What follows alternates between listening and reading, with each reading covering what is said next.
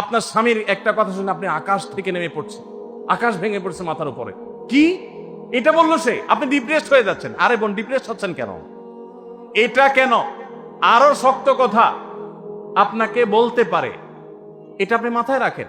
কারণ দিন শেষে তিনি মানুষ, তার ভুল হতে পারে, একটা সময় তিনি তার ভুল বুঝতে পারেন।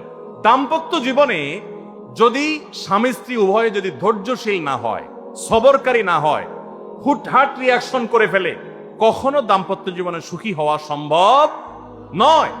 মনে রাখতে হবে, একসাথে থাকতে গেলে, দুইটা পাতিল একসাথে থাকতে গেলে টুনটান লাগে না, বাধে হয় না? দাম্পত্য জীবনে টুকটাক সমস্যা হবেই, এটা প্রত্যাশিত।